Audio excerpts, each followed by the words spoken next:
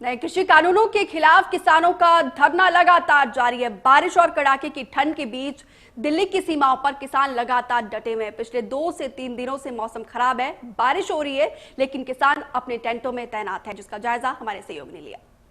लगातार दिल्ली में हो रही बारिश और ठंड की वजह से किसान अपने अलग अलग तरीके से इससे बचने की कोशिश करते नजर आ रहे हैं। हर तरफ टेंट को सजाते हुए संवारते हुए नजर आ रहे हैं। तो वहीं पे ये टेंट है छोटा सा, और यहाँ पे ट्रॉली में लोग बैठकर रात गुजारी है। आप देखेंगे अंदर का नजारा, इसी के अंदर आज सड़कों पे जहां पानी पूरा बहता नजर आ रहा था, लेकिन मजबूरी है कि ये लोग जाएं तो जाए कहां, क्योंकि आंदोलनकारी हैं और इसीलिए इस तरह के टेंट में इस तरह लेटे हुए लेटकर आराम करते नजर आ रहे हैं। वीर जी, बारिश हो रही है फिर भी आप लोग इस तरह गीले में ही हैं? गीले तो हैगी है, मुश्किल बहुत है। पानी जी वीर जी बताएं। ये देखिए, ये पानी पर बिस्तर गिल्ला हुआ पड़ा है। हाँ। बहुत हालत खराब है। फिर भी आप लोग यहाँ डटे हुए हैं? हाँ, डटे हुए हैं।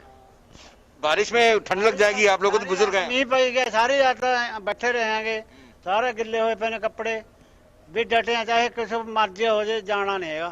जाना नहीं है, डटे हुए। गीले तबियत नहीं खराब हो जाएगी आप लोग?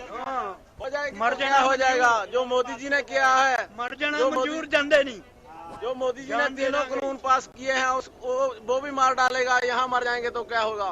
चलिए, तो ये यहाँ पर है, इस टेंट में गीला हो गया, फिर भी ये कह रहे हैं कि जो कानून है उस कानून से बड़ा कुछ नहीं। और यहाँ पर ट्रॉली में है, आप देखेंगे इसी ट्रॉली को डबल डेक बनाकर यहाँ पर ऊपर सोने का व्यवस्था, नीचे सोने।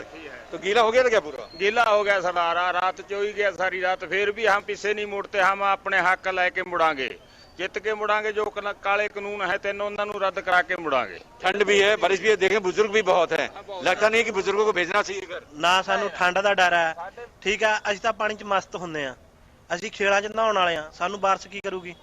ਅਸੀਂ ਬਿਨਾਂ ਤੰਬੂਆਂ ਤੋਂ ਵੀ ਪੈ ਜਾਾਂਗੇ, ਬਾਰਿਸ਼ 'ਚ ਕੱਪੜੇ ਲਾ ਕੇ ਫਿਰਦੇ ਆ। ਅਸੀਂ ਤਾਂ ਟੋਬਿਆਂ 'ਚ ਨਹਾਉਣ ਵਾਲੇ ਆ। ਇਹ ਤਾਂ ਪਾਣੀ ਕੁਦਰਤ ਦੀ ਦੇਣ ਆ, ਅਸੀਂ ਤਾਂ ਮਸਤ ਹੁੰਦੇ ਆ ਪਾਣੀਆਂ 'ਚ। बस किसानों के लिए तो बढ़िया है ना ये बारिश? किसानों के लिए ऐसा है जो देखो ਅਸੀਂ ਦਿੱਲੀ में बैठे हैं, ठीक है। बारिश हो रही है, ਸਾਡੀਆਂ ਕਣਕਾਂ ਨੂੰ ਰੱਬ ਆਪ ਪਾਣੀ ਲਾ ਰਿਹਾ ਹੈ। ਸਾਨੂੰ ਪਾਣੀ ਲਾਉਣ ਦੀ ਲੋੜ ਨਹੀਂ, ਕੋਈ ਉਹ ਨਹੀਂ। ਪਰ ਮੋਦੀ ਸਾਹਿਬ ਨੂੰ ਅਸੀਂ ਇੱਕ ਸੁਨੇਹਾ ਦੇ ਰਹੇ ਹਾਂ ਵੀ ਤੂੰ ਆਮ ਆਦਮੀ ਦਾ ਸਬਰ ਨਾ ਪਰਖ। ਜੇ ਇਹਨਾਂ ਨੇ ਸਬਰ ਤੋੜਤੇ ਨਾ, ਬਹੁਤ बुरा हाल होगा ਉਹਦਾ। चलिए, सब्र थोड़ा तो बुरा हो जाएगा। तो यहाँ पे तमाम तरह से लोग हैं किसान, और देखेंगे किस हिसाब से कि बारिश में आप देखेंगे टेंट को, इसी टेंट में जो जमीनों पे बिस्तरा गीला है, फिर भी ये बुजुर्ग किसान इसी टेंट में अपने आप को बचाकर और अंदर आराम करते नजर आ रहे हैं। तो साफ तौर पर है कि बारिश हो, तूफान हो, ठंड हो या फिर आग हो, इनको हिलाने वाला नहीं। ये अड़िग है किसान, ये कहते नजर आ रहे हैं कि ये जब तक ये तीनों कानून वापस नहीं होता तब तक हम यहाँ से जाने वाले नहीं। कैमरामैन अंकित के साथ Ajit Srivastava, India News, Tikri border. किसान आंदोलन में महिलाएं भी बड़े पैमाने में शामिल हुई हैं। खराब मौसम और कड़ाके की ठंड के बावजूद महिलाएं टस से मस नहीं हो रही है। महिलाओं ने साफ कर दिया है कि चाहे जितनी भी दिक्कतें क्यों ना हो, जब तक मांग पूरी नहीं होगी तब तक वो डटी रहेंगी। देखिए,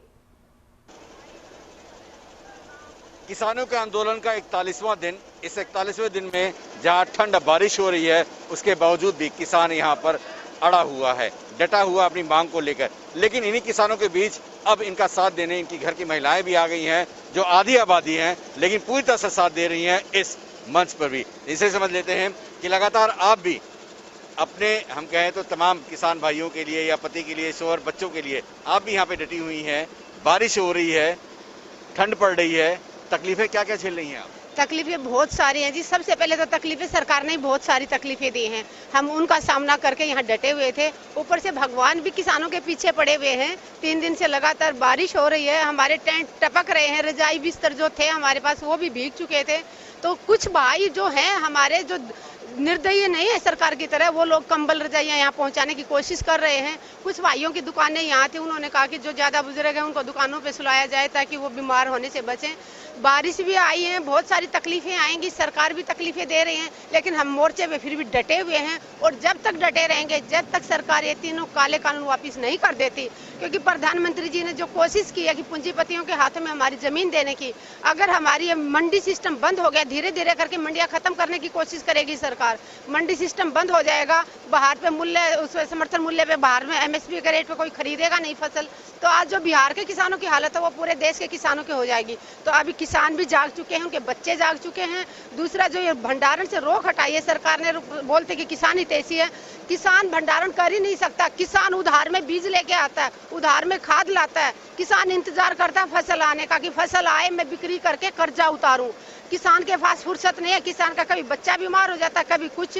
तो मैं यही कहूंगी कि हम मोर्चे पे जब तक डटे रहेंगे, जब तक ये काले कानून सरकार वापस नहीं करती। लेकिन जिस हिसाब से लगातार बारिश, ठंड भी पड़ रही है, आप लोग भी यहाँ पर हैं, घर छोड़ कर यहाँ पे बैठे हुए हैं, बच्चे भी आपके साथ हैं, तो क्या लग रहा है, कैसे होगा?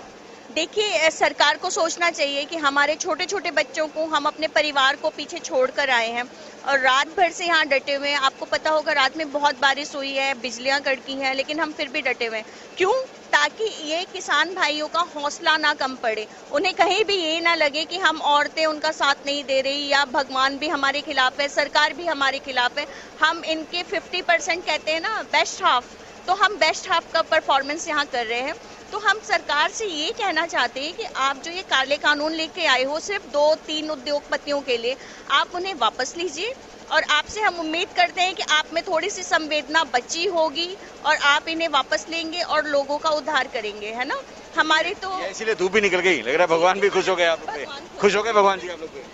हम काले कानून रद्द कर जाएंगे, यह मोर्चा लगा रहे, हम जितने दिन ठहरना पड़ेंगे, तूफान आओ, नेरी आओ, हम यहीं डटे रहेंगे। लेकिन अब भगवान खुश हो गया, अब लग रहा है मांग पूरी होगी। हाँ जी, हम उम्मीद लग रही है कि मांग मानेगी सरकार आपकी? मानेगी, क्यों नहीं मानेगी। हम जहाँ से अपने हक लेकर जाएंगे, मर जाएंगे नहीं।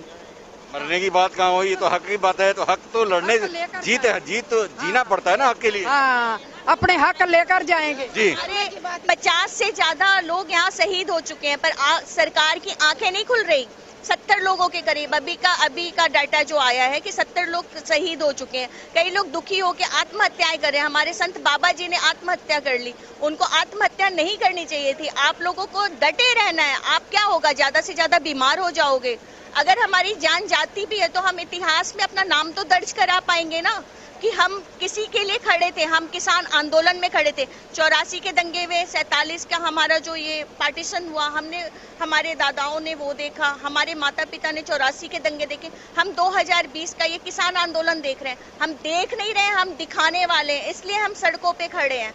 हमें ठंड और बारिश में भी आप डटे रहेंगे? बिल्कुल डटे रहेंगे। और हरियाणा के तो मैं ये कहूंगी कि हरियाणा में बीजेपी और जेजेपी के नेताओं की इतनी बुरी हालत करने वाले हैं, रैलियां तो छोड़िए, वो पार्टी रैलियां तो नहीं करने देंगे, उनको रिश्तेदारों में जाने के लिए भी डर पैदा कर देंगे। इतना डर पैदा कर देंगे बीजेपी और जेजेपी के नेताओं के कि वो अपने रिश्तेदारों से मिलने के लिए भी 100 बार सोचेंगे। चलिए, ये महिलाएं हैं जो 50% हिस्सेदारी होती है, लेकिन अब जब यही महिलाएं चंडी का रूप भी धारण कर लेती हैं और यही महिलाएं माँ के रूप में बच्चे का पालन पोषण भी करती है, लेकिन जब हक की बात होती है, लड़ाई की बात होती है, तो ये हर रूप में देखी जाती हैं और हर रूप में पूजी जाती हैं। अब इनकी मांग यही है, ठंड हो, बारिश हो, कुछ भी हो, अपनी मांग जब तक ये पूरी नहीं हो जाती तब तक ये हटकर जाने वाले नहीं। कैमरामैन अंकित के साथ अजीत श्रीवास्तव, इंडिया न्यूज, टिकरी बॉर्डर।